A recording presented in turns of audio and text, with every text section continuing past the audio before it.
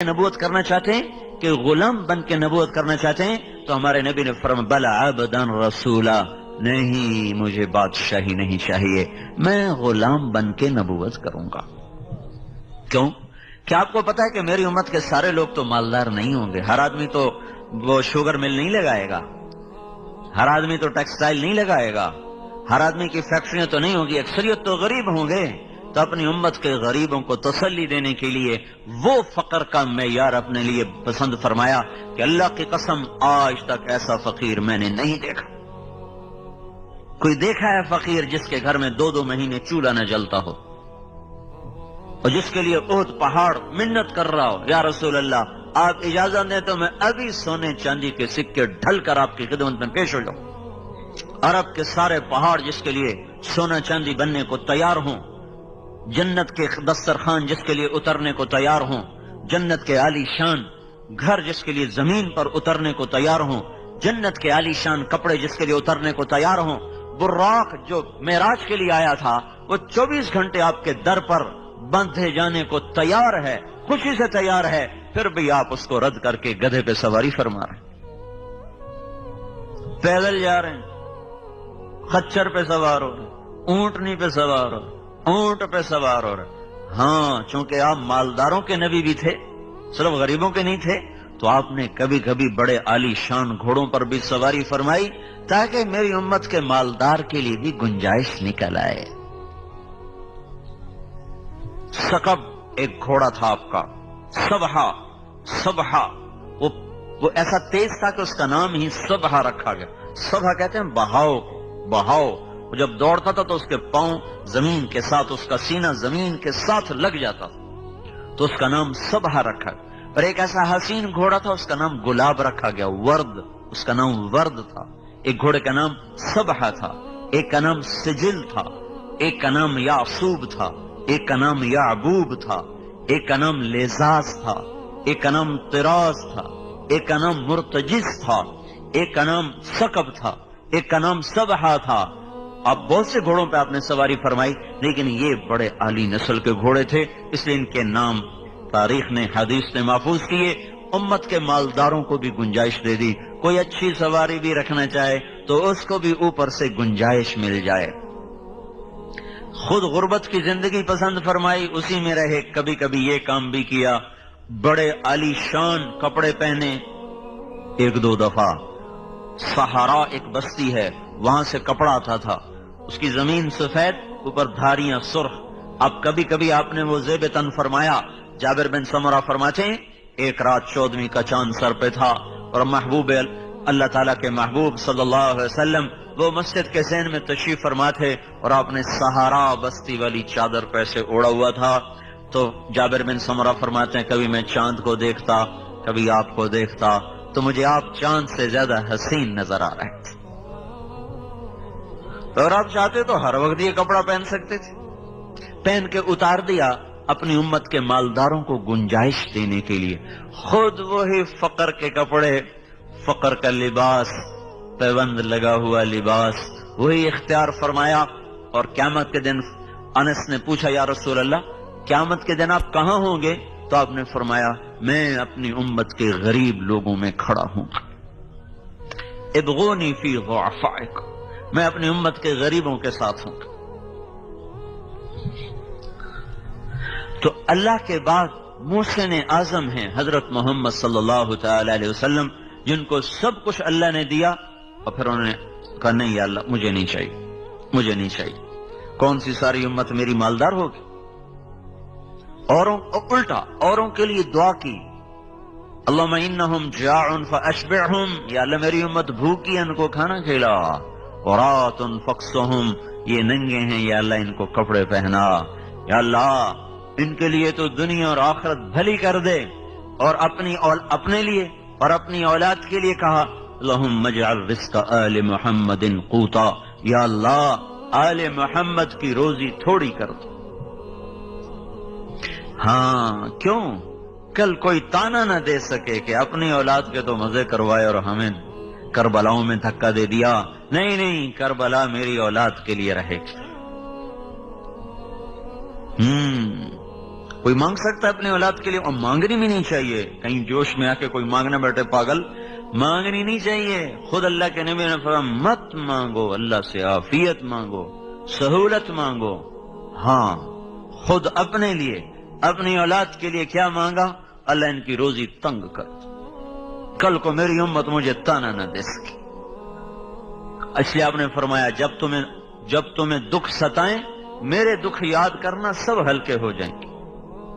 مجھے اتنا ستایا گیا کہ اتنا کسی کو نہیں ستایا گیا.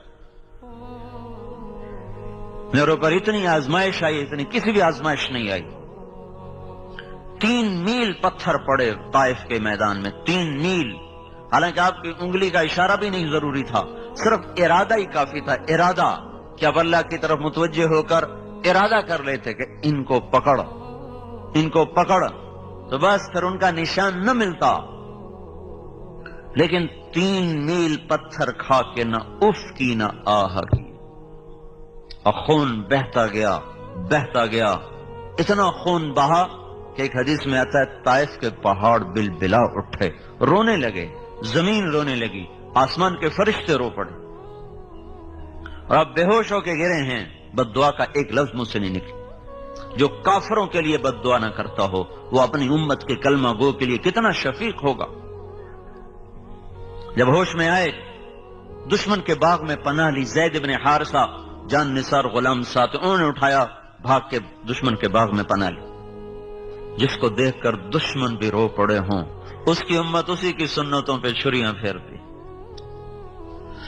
اے ہے زندگی کی ہر طرز میں دوری دھار کا خنجر ہے جو میرے آپ کے ہاتھ میں ہے، اور سارے وار حضور کے طریقوں پر ہی ہو رہے ہیں. یہ کہتے ہیں سنت ہی کیڑی گل ہے جی، کرو تو ثواب ہے، نہ کرو تو گناہ تو کوئی نہیں.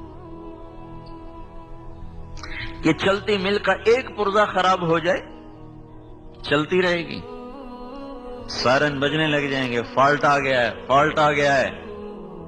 وہ کہا جو کوئی نہیں ایک پرزے کی خیر ہے، کوئی نہیں چلنے دو، ایک پرزے کی خیر ہے، ٹھیک ہو تو بھی ٹھیک ہے، خراب ہو تو بھی ٹھیک ہے. اگلے دن ساری مل کا بھٹا بیٹھا ہوگا. تو اللہ کے محبوب کی سنت ایک پرزے سے بھی زیادہ سستی ہے.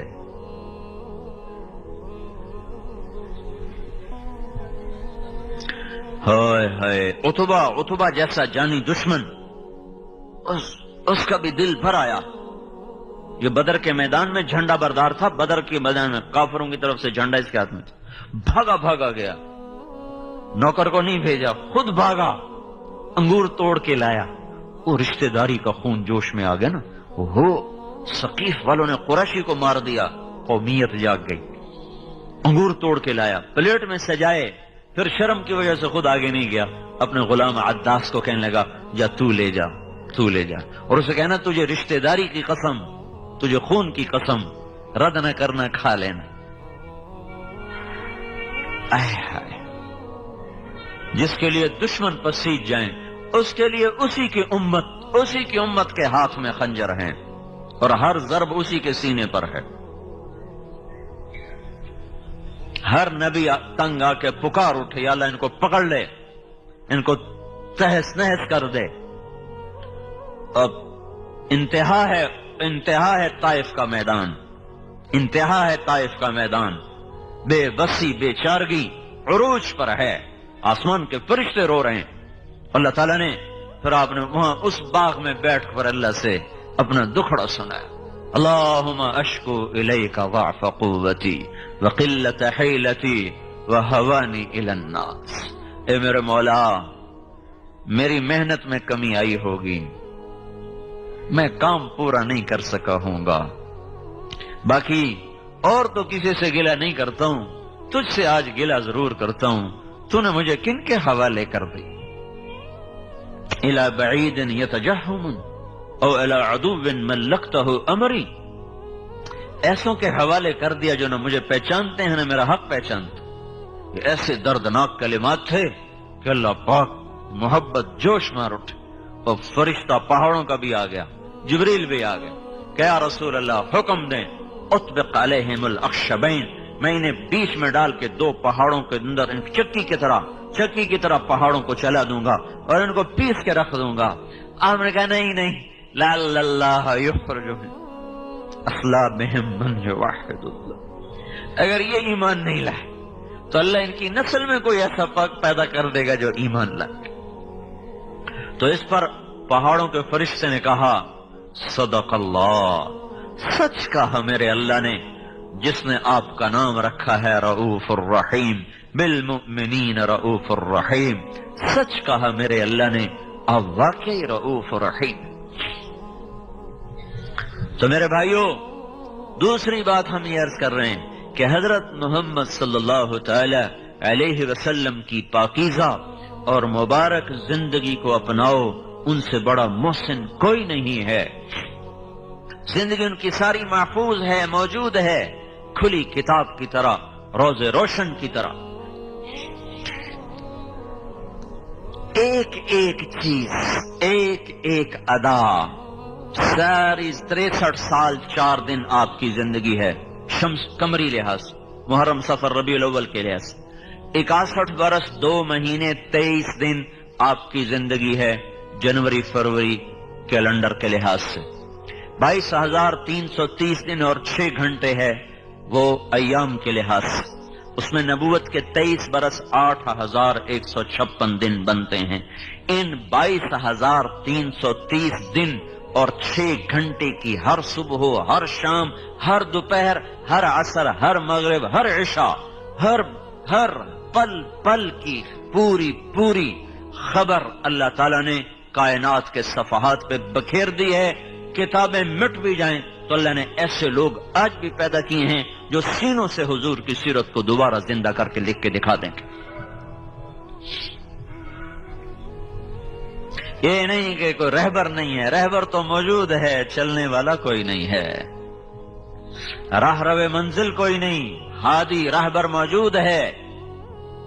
تبھی تو آپ پر نبوت کو ختم کر دیا گیا. اب کوئی نبی نہیں آئے گا، جو آئے گا وہ دجال ہوگا. کہ اب آپ کی زندگی مٹ نہیں سکتی، آپ کی سیرت چھپ نہیں سکتی. قیامت تک کے لیے آپ کی زندگی کو اللہ تعالیٰ نے ایسے محفوظ کیا کہ میں ہر جگہ حضور کا نسب اس لیے سنا، کوئی اپنے حافظے کے لیے نہیں سناتا ہوں، یا کوئی اپنے علم کے روب کے لیے نہیں سناتا ہوں. 2 وجہ ہیں. ایک تو یہ بتانا چاہتا ہوں کہ اللہ کے نبی کی پوری زندگی کھلی کتاب کی طرح موجود و محفوظ ہے، روز روشن کی طرح محفوظ ہے. کوئی اس میں کسی جگہ بھی خفا نہیں ہے. جس کی 10,000 سال کی زندگی جو پیچھے ہے، جب وہ محفوظ ہے تو اگلی زندگی کیسے چھپ جائے گی؟ تو تلاش تو کرو، تلاش تو کرو. تمہیں ضرور گنے خریدنے اور بیچنے کا فکر چڑھا ہوا ہے، اور ڈگریاں لینے اور بنانے کا فکر چڑھا ہوا ہے. پیسہ پیسہ پیسہ، کتنا کو لے جانا چاہتے ہو بھائی؟ پیسے کے پیچھے بھاگ رہے. کوئی آؤ بھائی وہ محمد مصطفیٰ کے غلام بن کے بھاگیں، کوئی دوڑ لگانے کا مزہ تو آئے.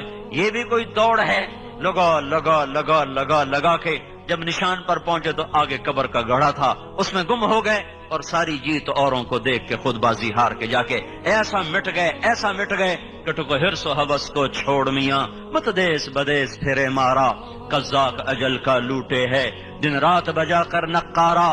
کیا بدیا بھینسا بیل شتر، کیا گونی پلہ سر بھارا، کیا گیہوں چاول موٹ مٹر، کیا آگ دھواں اور انگارا، سب ٹھاٹ پڑا رہ جائے گا جب لا چلے گا بنجارا. مرتے ہی بازی ہار گئے، ساری چیزیں پرائی ہو گئیں. آؤ بھائی غلام مصطفیٰ بننے کی دوڑ لگائیں، غلام مصطفیٰ بننے کی دوڑ لگاؤ کہ زندگی کھلی کتاب کی طرح موجود. 80 دادیں ہیں، باپ سے لے کر آدم تک سب محفوظ ہیں.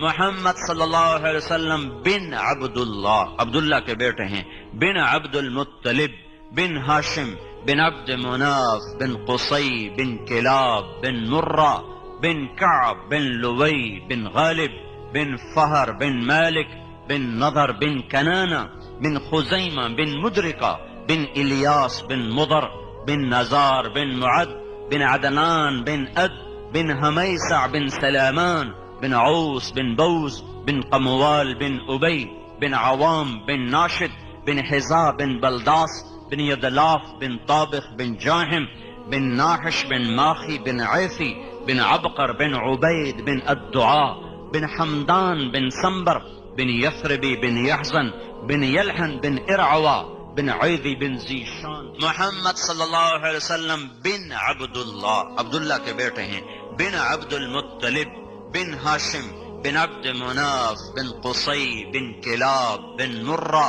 بن کعب بن لوی بن غالب بن فہر بن مالک بن نضر بن کنانہ بن خزیمہ بن مدرکہ بن الیاس بن مضر بن نزار بن معد بن عدنان بن اد بن حمیسع بن سلامان بن عوس بن بوز بن قموال بن ابی بن عوام بن ناشد بن حزا بن بلداس بن یدلاف بن طابخ بن جاہم بن ناحش بن ماخی بن عیفی بن عبقر بن عبید بن الدعاء بن حمدان بن سنبر بن یثربی بن یحزن بن یلحن بن ارعوا بن عیدی بن ذیشان بن عیسر بن اقناد بن ایہام بن مقصر بن ناحف بن زارح بن سمی بن مزی بن عوض بن عرام بن قیدار بن اسماعیل بن ابراہیم بن آذر بن ناحور بن سروج بن رعو بن فائج بن عابر بن ارفخشاد بن سام بن نوح بن لامك بن متوشالح بن ادریس بن یارو بن ملہل ایل بن قینان بن آنوش بن شیسر بن آدم علیہ السلام۔ یہ کھلی کتاب ہے، سب اس کے پیچھے آؤ بھائی، سب اس کے پیچھے آؤ، یہ تبلیغ کا پیغام ہے۔ اور دیکھو ہمارے ہاں نا، مجھے یہ خیال یوں آیا، ہم لوگ ذمہ دار ہیں، لوکل ذمہ دار، ہماری کچھ روایات ہیں، ہمارے یہاں مراسی ہوتے تھے، اب تو وہ ذمہ دار سارے ذمہ دار شہروں میں چلے گئے، بخیل ہو گئے، خرچے بڑھ گئے، لہذا ان کو غریبوں کو دینے کا فرصت ہی کوئی نہیں ہے، نہ تاجروں کو فرصت ہے، نہ ذمہ داروں کے پاس تو ویسے ہی پیسے تھوڑے ہوتے، تو پھر اوپر سے شہروں کے خرچے، تو بخیل ہو گئے، بخل آ گئے۔ ایک شاعر سے نے شاعری چھوڑ دی، کسی نے کہا تو نے شعر کیوں چھوڑ دیے؟ فقالوا هجرت الشعر قلت ضرورة باب الدواعي والبواعث مغلق خلت الديار فلا کریم یرتجا منه النوال ولا ملیح یعشق۔ میں کس بات پہ شعر کہوں؟ وہ کہنے لگے یہ لوگ مجھ سے کہتے ہیں کہ تو نے شاعری کیوں چھوڑ دی؟ تو میں کہتا ہوں شاعری کے لیے تو کچھ اسباب ہوتے ہیں جس پر آدمی پر آمد ہوتی ہے، پھر زبان پہ وہ جاری ہوتا ہے، تو اسباب ختم ہو گئے۔ کا کیا اسباب ہیں؟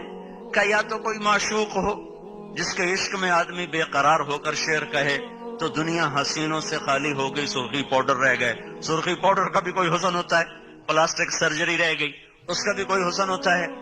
اور دوسری وجہ ہوتی ہے کوئی سخی ہوتا ہے، کوئی سخی ہوتا ہے اور جس کی تعریف کر کے کچھ ملتا ہے تو پیسہ سارا کنجوسوں کے پاس چلا گیا ہے، دنیا سخیوں سے خالی ہو گئی ہے، تو میں کس کی تعریف میں شعر کہوں؟ کوئی سخی نہیں ملتا کہ اس کی تعریف میں شعر کہوں، کوئی معشوق نہیں ملتا کہ اس کے عشق میں شعر کہوں۔ تو اللہ تعالیٰ جب ناراض ہوتے ہیں تو پیسہ بخیلوں کو دے دیتے ہیں۔ موسیٰ علیہ السلام نے پوچھا یا اللہ تیرے ناراض ہونے کی نشانی کیا ہے؟ تو اللہ نے کہا 3 نشانیاں۔ کیا؟ کہ میں بارش کروں گا جب موسم نہیں ہوگا، اور جب موسم ہوگا تو روک لوں گا، حکومت بے وقوفوں کو دوں گا، اور پیسہ بخیلوں کو دوں گا۔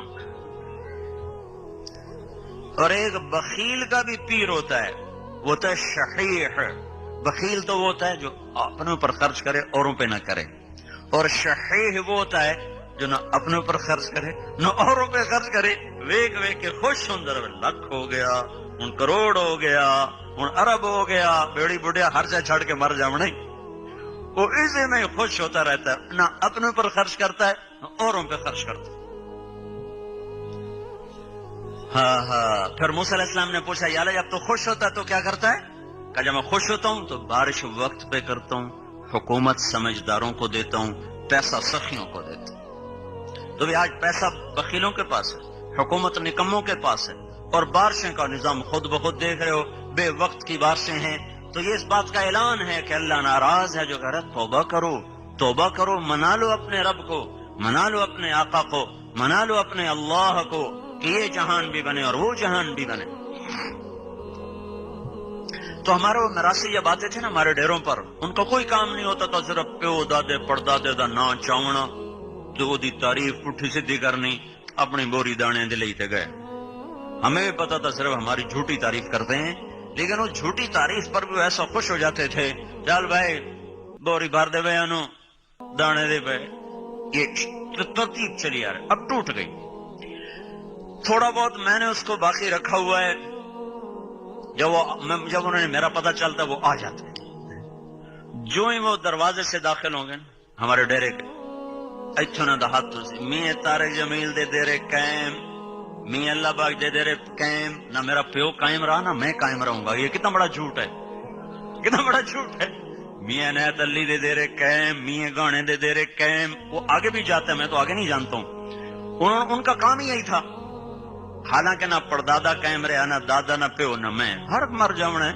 لیکن اس جھوٹی تعریف پر بھی نہ پیو دادے کی نسل سن کے، تعریفیں سن کے ہم خوش ہو کے خواہ مخواہ ان کو دے رہے۔ عام فقیر آتا ہم 10 روپے دیتے، وہ آتے ہیں بدبخت 100 روپے لے کے جاتے۔ ابھی عید پہ کہنے لگا ایسا ریتا میں رتا نوٹ نہیں لینا، سوا نوٹ لینا، کہنا ابھی 500 لے۔ تو مجھے یہ خیال آیا پتہ نہیں تبلیغ قبول ہے کہ نہیں ہے، نمازیں قبول ہیں کہ نہیں ہیں، اور چلو اللہ کے نبی کے میراثی بن جائیں، اس کے پیو دادے کی جس پڑھیں، اس کا نام بلند کریں۔ ہم چھوٹے سے ذمہ دار ہو کر آج تک اپنے میراثیوں کو پال رہے ہیں، کل ہم یہ کہہ تو سکیں گے یا رسول اللہ تیرے میراثی بن کے زندگی گزارے۔ عمل کوئی نہیں، عمل کوئی نہیں ہے۔ اور پھر جو ممبر پہ بیٹھ جائے وہ تو ویسے ہی پھنس جاتا ہے، وہ یہ دعویٰ کر ہی نہیں سکتا کہ میں مخلص اور اخلاص والا ہوں۔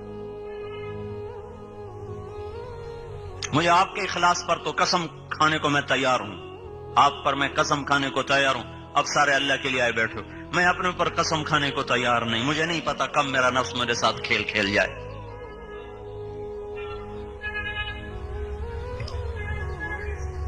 تو بھائیو، حضرت محمد صلی اللہ تعالی علیہ وسلم ایک پاکیزہ زندگی لے کر آئے، تبلیغ اس کو سیکھنے کا پیغام ہے۔ پھر ہمارے نبی آخری نبی بن کر آئے، یہ خصوصیت ہے ہمارے نبی کی، ہمارے نبی آخری نبی بن کر آئے۔ ہم سے نبوت کے سلسلے میں 2 مطالبے ہیں۔ ہمیں کہا گیا ہے کہو یہ اللہ کا نبی ہے، ہاں جی اللہ کا نبی ہے، نہیں اتنے پر تمہارا ایمان قبول نہیں ہے، یہ بھی کہو کہ یہ آخری نبی ہے، اس کے بعد کوئی نبی نہیں، ہاں جی ہم یہ بھی کہہ رہے ہیں لا نبی بعدہ۔ ایک شخص لا الہ الا اللہ محمد الرسول اللہ لاکھ دفعہ پڑھے اور یہ اس کا ایمان نہ ہو کہ آپ آخری نبی ہیں تو وہ کافر ہے، مسلمان نہیں ہو سکتا۔ تو ختم نبوت کے برابر مساوی عقیدہ ہے، مساوی عقیدہ ہے۔ یہ 2 ستون کھڑے نا، یہ گرا دینا تو یہ شامیانہ گر جائے گا، یہ گرا دیں تو بھی گر جائے گا۔ تو ہمارے کلمے میں 4 جز ہیں، کلمے میں 4 جز، 3 ظاہر، چوتھا باطن، 3 لفظوں میں، چوتھا معنی میں، 3 لکھنے میں، چوتھا عقیدے میں، 3 لکھنے میں ہے، چوتھا عقیدے میں ہے، 2 نفی ہیں، 2 اثبات ہیں۔ لا الہ الا اللہ محمد الرسول اللہ، یہ تو کلمہ یہاں ختم ہو گیا۔ لا نبی بعدہ، کوئی معبود نہیں اللہ کے سوا، محمد صلی اللہ علیہ وسلم اللہ کے رسول ہیں، بات یہاں ختم ہے الفاظ کے لحاظ سے، لیکن عقیدے کے لحاظ سے ابھی ختم نہیں ہوئی۔ یہ بھی ساتھ مانو کہ آپ آخری نبی ہیں اور آپ کے بعد کوئی نبی نہیں۔ یہ لا نبی بعدہ کا جو لفظ ہے یہ کلمے کے اندر اس طرح چھپا ہوا ہے جیسے میرے جسم میں روح چھپی ہوئی ہے، میری ہر حرکت میری روح کے مرہون منت ہے، روح نکل جائے تو میں ابھی میت ہوں۔ لا کلمے میں سے لا نبی بعدہ کا عقیدہ اگر نکل جائے تو ہمارا کلمہ میت بن جائے گا، مردہ ہو جائے گا، یہ کلمہ ایمان نہ رہے گا، یہ کلمہ ایمان نہ رہے گا جب تک اس عقیدے کو دل میں نہ اتارا جائے اور اس کی روح کو کلمے کے الفاظ میں نہ ڈالا جائے۔ تو 4 حصے ہو گئے، 2 نفی، لا الہ یہ نفی ہے، لا نبی بعدہ یہ نفی ہے، الا اللہ یہ اس بات ہے، محمد الرسول اللہ یہ اس بات ہے، ان چار چیزوں کے چار مطالبے ہیں۔ لا الہ کا مطالبہ ہے کبھی کسی کے سامنے ہاتھ نہ پھیلاؤ، کبھی کسی کو مدد کے لیے مت پکارو، کبھی کسی کے سامنے سر نہ جھکاؤ، کبھی کسی کے آگے ماتھا نہ جھکاؤ۔ الا اللہ کا مطالبہ یہ ہے کہ ہاتھ اسی کی طرف اٹھاؤ، اسی کو مدد کے لیے پکارو۔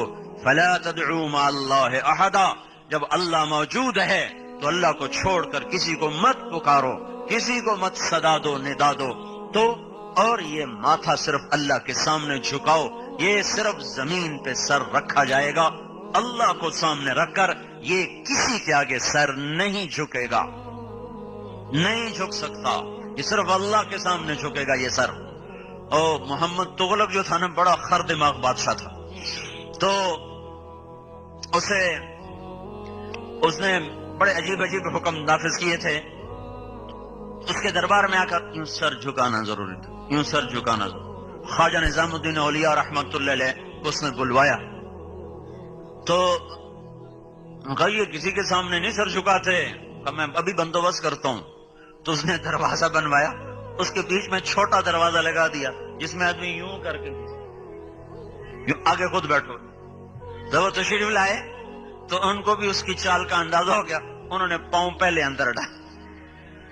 اگر یہ سر نظام الدین کا اللہ کے سوا آج تک کسی کے سامنے جھکا نہیں، یہ صرف اللہ ہی کے سامنے جھکا ہے۔ یہ الا اللہ کا مطالبہ ہے۔ محمد الرسول اللہ صلی اللہ علیہ وسلم کا مطالبہ کیا ہے؟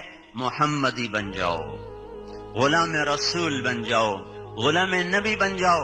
جسے وہ سامنے وردی والے بتا رہے ہیں کہ یہ سیکیورٹی کے لوگ ہیں، اگر یہ شلوار کرتا پہن لیں تو پھر کوئی پتہ نہیں چلے گا سیکیورٹی والے ہیں کہ عام لوگ ہیں۔